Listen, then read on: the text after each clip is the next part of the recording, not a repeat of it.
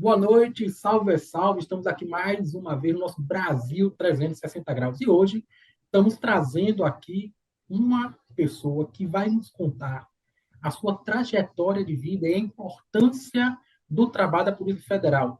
Meu amigo Zé Mário, ele que é diretor jurídico atualmente do Sindicato da Polícia Federal no estado da Bahia e já foi também presidente. Seja bem-vindo, Zé, aqui no nosso Brasil 360 graus. Obrigado, Adriano. Para mim é um privilégio estar falando com você, com todo o público em relação à questão de temas tão importantes. Espero dar alguma contribuição para esse fórum e acho importantíssimo iniciativas como a sua para levarmos adiante um bom debate. Então, Zé, vamos começar, né, pela sua trajetória, pela sua história de vida. Você que hoje é uma pessoa realizada, você que hoje assume uma profissão que só se consegue através de concurso público, e são poucas pessoas que conseguem chegar até onde você chegou. Me conta aí, como é que foi esse início de vida e como foi que Zé Mário conseguiu chegar a passar nesse concurso e ter tanto destaque como tem hoje? A história começa, no caso, com um adolescente que ingressou na Escola Técnica Federal da Bahia com 13 anos de idade para o curso que normalmente tinha um mercado em Salvador, focado, mais voltado ao polo petroquímico de Camaçari. Eu terminei me formando no curso de mecânica industrial e ingressei no polo petroquímico, mal completei a maioridade. E fiquei apenas 2 anos quando percebi que não era exatamente aquilo para mim, mas apesar de não querer, eu tinha que procurar me manter de algum modo, sobretudo porque a vida, a história de vida da gente não é um tanto fácil, tá? Para quem já ficou um tempinho antes sendo comerciante informal, inclusive em termos de Praia de Salvador, com a caixa de isopor, isso aí para mim avançar ao longo do tempo precisava de para atender as minhas demandas, de que eu tivesse a possibilidade de ter uma outra fonte de renda. Mas quando fui demitido do Polo em 1991, A vender picolé, geladinho? sim, foi um pequeno período por conta de 2 anos, mais ou menos, porque eu tinha que estudar. E nesse período eu procurava fazer de tudo. E aí vender picolé e vender geladinho nos babas que existiam onde hoje é o Jardim da Saudade, não tinha problema nenhum. E era uma coisa que a gente tinha que fazer por conta da necessidade imperiosa, né? Quem não tem a possibilidade de ter recursos à sua disposição, uma família abastada, como é meu caso, a gente tinha que se virar, sobretudo porque é parte da história da gente, né? A gente precisa crescer. Isso é muito importante que você está falando, né? Porque a gente vê hoje muitos jovens que acham que quer ganhar vida no fácil, que não quer trabalhar. Então, você já tinha passado por uma experiência de trabalho, você saiu e você não se sentiu em momento nenhum inferior do que ninguém, e você foi simplesmente para ganhar vida, você foi vender geladinho nos babas, nos futebols e nas praias de Salvador. Então, isso é muito importante. Eu já havia lhe falado pessoalmente, né? E ele falo agora também aqui ao ar, porque esse exemplo é um exemplo importante. Porque a gente, quando quer crescer, a gente faz qualquer coisa, desde que seja de forma correta. Tem muito da luta da gente, né? A gente amadurece também em função da nossa história, sabe, Adriano? E a história de vida que tenha, no meu caso, tem um componente de sofrimento quando você está falando de um menino de 10, de 11 anos de idade, ou você faz daquilo alguma coisa que lhe ajude, que lhe encaminhe, que lhe melhore, ou então você vai patinar bastante e vai tornar mais difícil ainda a sua trajetória lá adiante. É preciso deixar claro também que a luta e a forma de como chegar lá tem que ter aquele caminho da orientação. Eu acho que, inclusive, tem a questão cristã que me ajudou também, em boa medida, porque eu sou, inclusive, egresso da paróquia de Nossa Senhora de Brotas, e, de algum modo, o contato com pessoas mais velhas dentro da igreja ajudam também nesse processo para que você possa se conduzir, ainda que passando por determinadas situações de necessidade, né? E esse é o Era, meu caso. na época, Hum? era padre Edmilson na época. José Edmilson de Macedo, padre José Edmilson de Macedo, que ainda hoje, fala ainda hoje, ainda continua vital. Antes dele era o padre Rosa, quem me batizou foi o padre Rosa, e no caso, a minha primeira comunhão já foi com o padre Edmilson. Então, a paróquia Nossa Senhora de Brotas, para mim, é uma fonte inspiradora. No caso, eu tinha, naquele período, 9, 10 anos de idade. Você conhece, né? Muito bacana, vou saber. Queria mandar um grande abraço aos paroquianos de Brotas, da Nossa Senhora de Brotas. Eu morei ali Isso. em Brotas também. Tinha um carinho Uhum. muito grande com o padre Edmilson. Não só o padre Edmilson, né, mas todos os padres dali, da região. Uhum. São 6 capelas na paróquia de Isso. Brotas. Então, Zé, vamos falar um pouquinho do que é o trabalho da Polícia Federal. né? De um tempo para cá, as pessoas começaram a falar muito da Polícia Federal, dessa corrupção, né, que se denunciaram no Brasil, de Lava Jato, tentando falar Polícia Federal. Qual o trabalho da Polícia Federal? Ela é apenas uma polícia investigativa? Não, na verdade, nós temos. Não, é muito bom que você tocar nesse ponto, até para a gente ter a possibilidade de dizer que a Polícia Federal ela não existe com outra atribuição que não seja de matriz constitucional. O começo da história vai no que é reservado no artigo 144 da Constituição, em que, quando você fala que uma das polícias, um dos órgãos que compõem o Sistema Constitucional de Segurança Pública, logo na cabeça do artigo 144, você tem, no primeiro inciso dos órgãos, a Polícia Federal.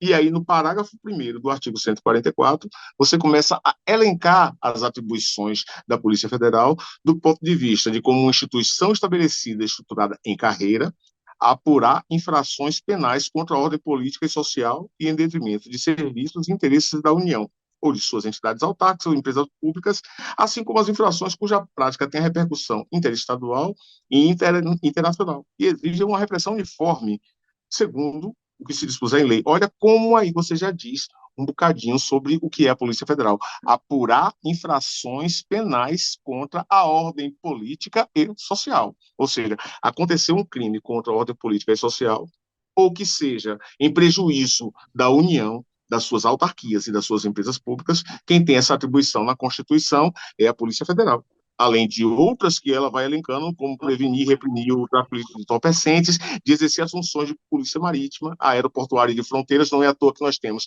as representações nossas dos aeroportos, nos portos, para garantir, no caso, esse policiamento. Só lembrando, a fronteira também, mas temos a questão, para que não haja nenhum tipo de confusão para o nosso querido, quem esteja nos vendo, a questão da Polícia Rodoviária Federal diz respeito às rodovias. Então, você tem uma distribuição, o texto constitucional, ele é bem específico em relação às atribuições, muito embora a Polícia Federal, ela tenha várias e várias atribuições. E você falou sobre polícia investigativa. Eu queria só finalizar, porque, por exemplo, no parágrafo, quando você fala do parágrafo 1º do inciso 4º, ele diz que exercer com exclusividade a função de polícia judiciária da União. Vamos separar. No começo, ele fala de apurar infrações penais, no inciso 1º, e no 4º, ele fala sobre exercer o papel de polícia judiciária da União. Por que essa diferença? Porque quando você está investigando crimes, em regra, você está cumprindo um papel de investigação criminal. Portanto, você tem a terminologia que tecnicamente correta é polícia investigativa. No momento em que você está cumprindo determinações judiciais, seja de mandado de busca e apreensão, seja mandado de prisão, mandado de condução coercitiva, ou qualquer outro que emane da autoridade judiciária, aí você está exercendo a função de polícia judiciária. Só nesse espectro aí, você já viu a quantidade de atribuições que, no caso, tem, e por conta disso, ao longo do tempo, por conta das demandas e por conta do aparecimento de mais e mais aprofundamentos nessas atribuições, a Polícia Federal se tornou uma polícia bastante visada, tem uma grande representatividade no seio da sociedade brasileira, Adriano. Então, recentemente, né, logo no primeiro domingo após a posse do atual presidente Luiz Inácio Lula da Silva, houve uma invasão no prédio dos três poderes. Essas pessoas, elas são detidas pela Polícia Federal.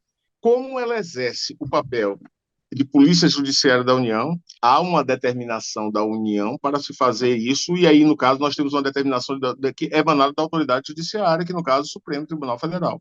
Em função disso, exclusivamente disso, você dá cumprimento através da polícia.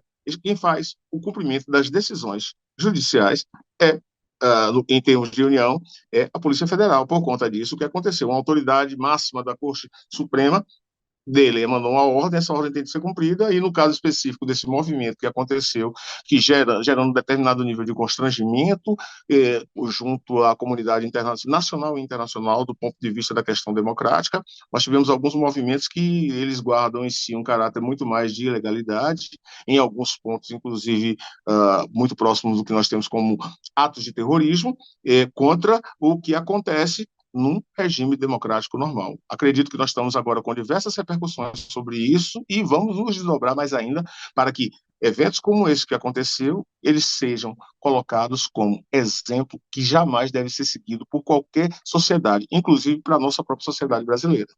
A gente trata essas pessoas que lá estavam como herói, né? Como verdadeiros patriotas. Mas essas pessoas cometeram crime. Quais são os crimes que essas pessoas se enquadram?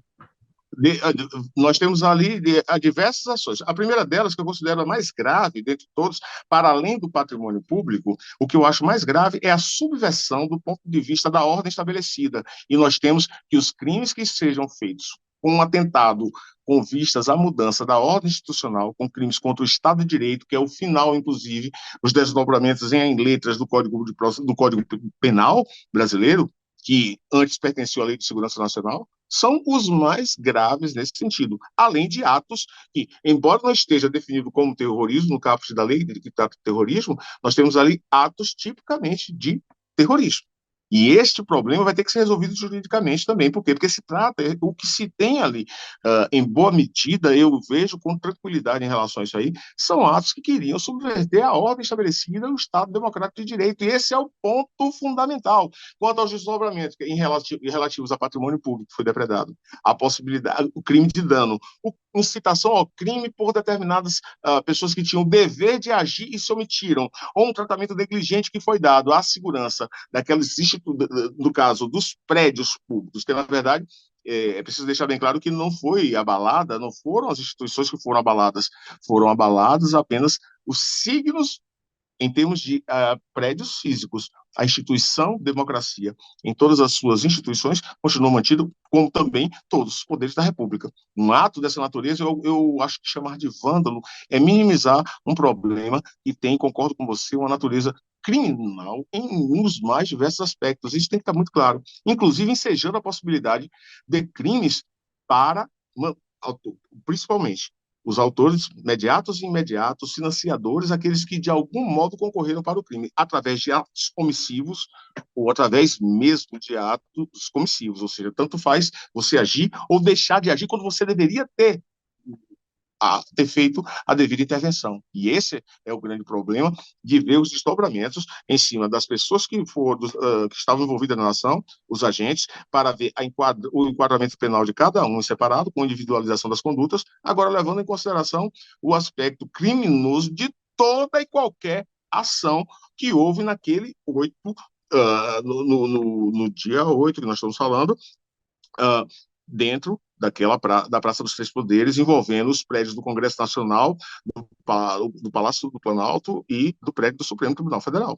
A gente vê falar muito hoje de segurança pública. A gente sabe que hoje é um grande problema da nossa sociedade. E se vê falar muito de unificação da polícia, né? É um tema que foi abordado, inclusive, durante o período eleitoral, e que, volta e meia, esse tema ele também passa a ser abordado na nossa sociedade. Como é que você vê hoje o problema da segurança pública? Qual forma a gente poderia resolver e, realmente, essa junção da polícia, ela seria a forma ideal de combater a violência?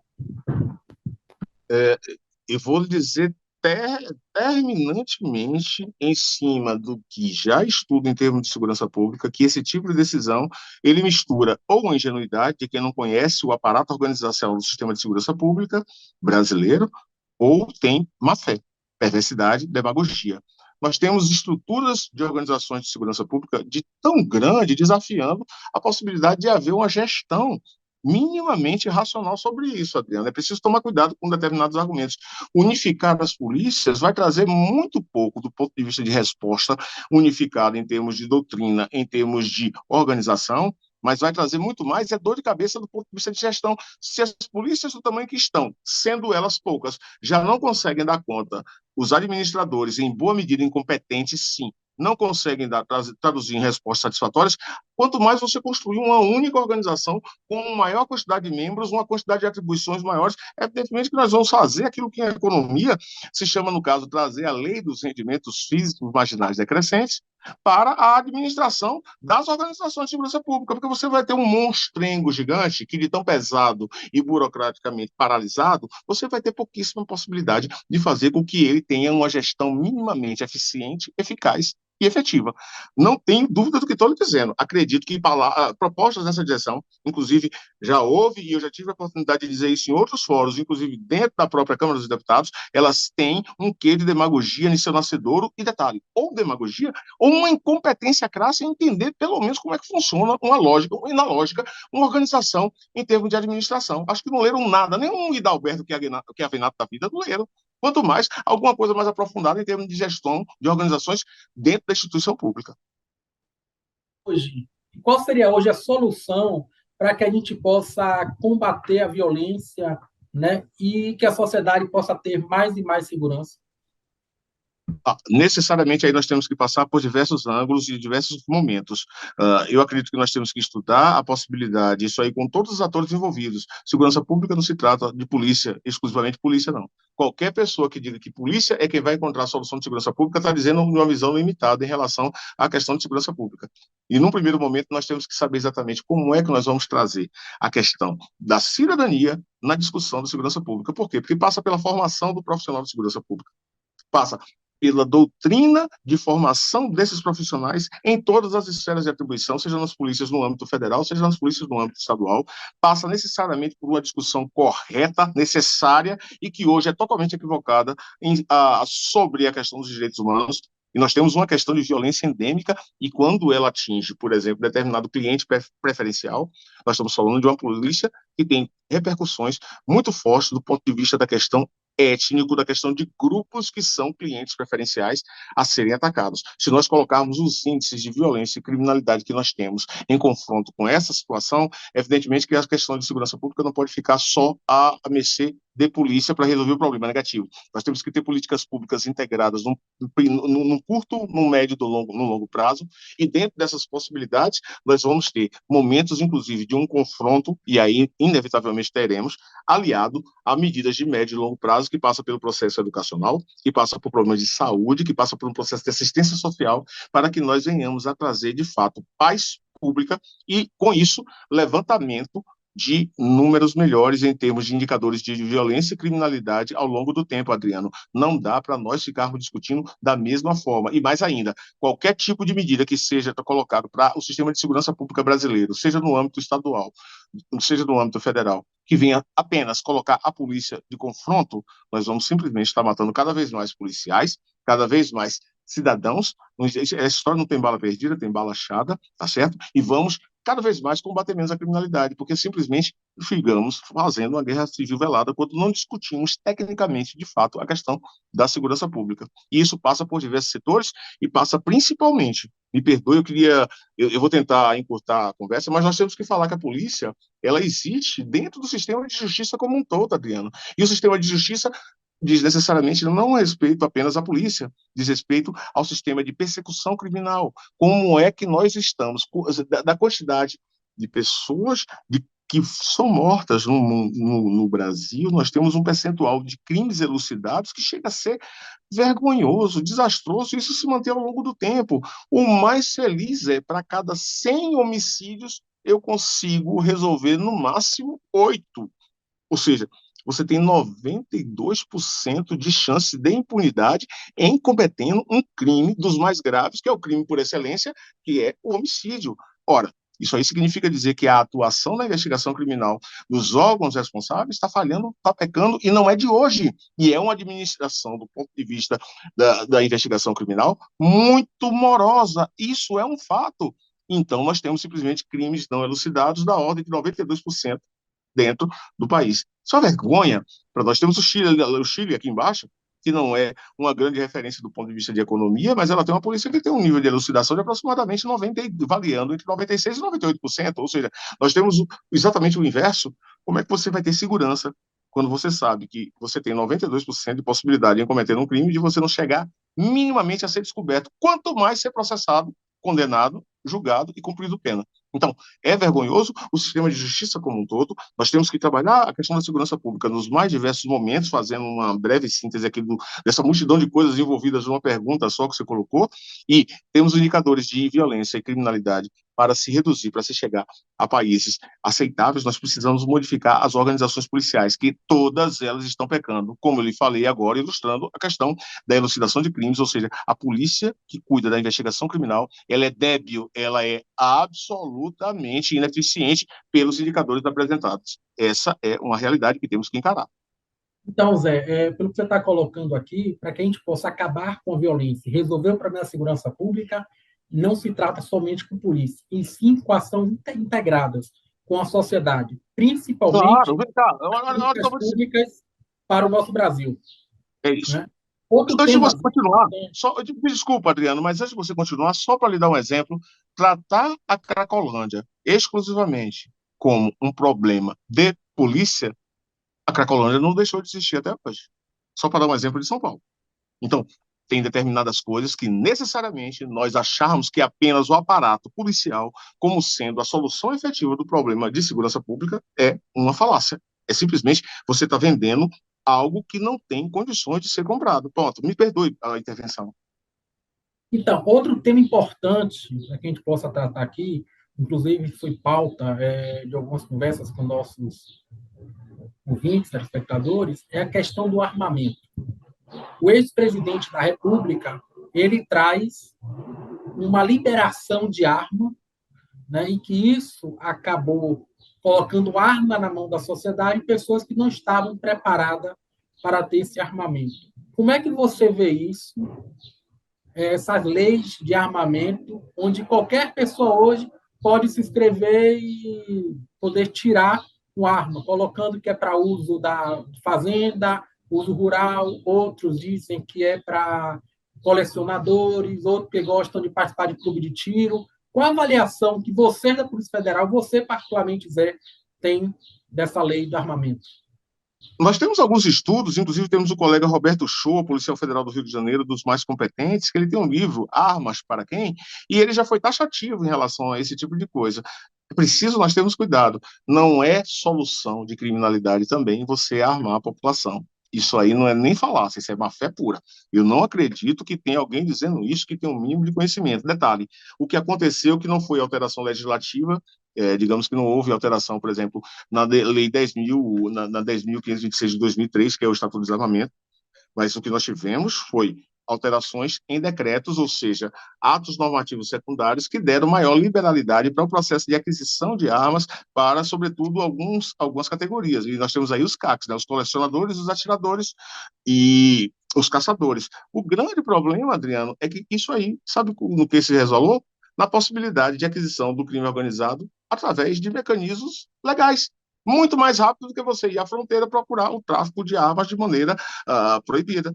E, nesse sentido, aconteceu um aumento muito grande. Detalhe, nós não temos que trabalhar com 880 em se tratando de armamento. Nós temos que ter simplesmente a possibilidade, que deve ser parâmetro de exceção, para quem tem a devida necessidade comprovada, o domínio físico e psicológico técnico do manuseio do artefato e a comprovada, repito, a devida necessidade, a possibilidade de uma posse ou a possibilidade de um porte. Do contrário, o que nós estamos querendo com isso aí é fazer milícias armadas dentro do país. E acho que aconteceu um pouco de excesso por parte do governo, um pouco de excesso. Imagina, eu estou querendo ser um pouquinho, digamos assim, para não carregar tanto nas tintas, para não dizer que houve uma inconsequência, uma irresponsabilidade no processo de controle em relação à liberação de posse e porte de arma de fogo. Isso aí é ponto pacífico. Há que ter revisão. O direito de colecionadores, de atiradores e caçadores em relação a isso tem que ser devidamente regulamentado. Eu não consigo compreender, por exemplo, a possibilidade de um caçador ele tem que ter 8, 9, 10 fuzis. Ele tem o quê? Um octopus? Para ter tanto armamento, não está vendo que isso aí não faz o menor sentido, que isso não guarda nenhum tipo de relação de bom senso, isso aí não tem nada a ver com a possibilidade de nós termos um controle efetivo de violência e criminalidade. Excessos foram cometidos do ponto de vista de decretos que deram lenientemente a possibilidade de civis terem acesso a armas dos mais diversos calibres, nos mais diversos momentos, de uma forma extremamente ruim, que não guarda, repito, qualquer tipo de racionalidade para qualquer que seja a clientela que pleiteie possuir uma arma de fogo, o que não significa dizer que não haja a possibilidade deles terem. É preciso deixar bem claro, não é um 880, é você trabalhar com bases racionais. E arma, ninguém compra uma arma para dizer que vai usar tipo uma bolsa no shopping. Se você compra uma arma, é porque você tem uma efetiva necessidade. Quando se compra uma arma, é para se usar como mecanismo de defesa. Se assim o é, você tem que ter a devida condição de fazê-lo. É diferente de você pegar e comprar uma camisa. Comprar uma arma implica em você saber o risco, a possibilidade de usá-lo, e, portanto, nós estamos lidando com algo que é passível de envolvimento com morte. E esse é o ponto. É disso que se trata. Até porque, Zé, muita gente que usa arma, quando adquire uma arma, diz que é para defesa da família, né? Se colocou muito na nossa sociedade dizer proteção da família, em legítima defesa. E a gente já sabe que isso muitas vezes pode acabar mal, né? Um filho, uma pessoa pode pegar aquela arma até para brincar, né? E acabando Nós uma coisa tivemos, nós tivemos que diversos e diversos episódios. é fazer. Então, Zé, no mais, eu quero agradecer esse esclarecimento que você deu aqui no nosso Brasil 360 graus. E gostaria que você deixasse uma mensagem, né, um profissional de segurança pública, para essas pessoas que se dizem dono da verdade e que querem a todo custo adquirir arma, achando que a arma vai estar protegendo a família. Eu agradeço demais a possibilidade de estar participando do programa 360 Graus aqui com você, Adriano. Eu acho que, repito, fóruns como esse têm que ser reprisados, ser repisados e trazidos à tona nos mais diversos atores. Para mim foi, repito, uma possibilidade boa, na medida do possível, da minha contribuição e para todo aquele cidadão. Eu não gosto muito da expressão cidadão de bem, porque parece que nós temos o cidadão de bem e temos o cidadão do mal. Eu não estou atrás desse tipo de mensagem demagógica, me interessa dizer a todo e qualquer cidadão, nossa máxima expressão da cidadania, que é o exercício, a capacidade dos seus plenos direitos políticos. Então, todo e qualquer cidadão, não pense que você vai resolver o problema da violência e da criminalidade a uma, com teses mirabolantes do ponto de vista de organização de segurança pública, a duas, de maneira alguma, utilizando o armamento, a possibilidade, a necessidade de civil usando uma arma de fogo. Isso não vai fazer com que você se torne o super-homem inviolável. Muito pelo contrário, você pode estar criando problemas seríssimos. E você deu um exemplo aí no final, eu tenho vários, e não cabe citar aqui, mas eu tenho vários ligados. Por exemplo, a não guarda correta do material, que faz parte, inclusive, do manuseio técnico, é usá-lo corretamente. Você ter famílias em que aconteceram verdadeiras desgraças por conta de crianças manuseando armas de fogo. Esse tipo de coisa deve ser coibido, sim. Assim como a necessidade, a estrita necessidade, a efetiva necessidade tem que ser comprovada para que você possa ter, no mínimo, a posse ou, quando a necessidade extrema, a posse e o porte. Muito obrigado, um grande abraço a todos vocês que nos assistem. Até a próxima quarta-feira, aqui na rede SDP TV. Nosso compromisso marcado, das 20h30 às 20 horas.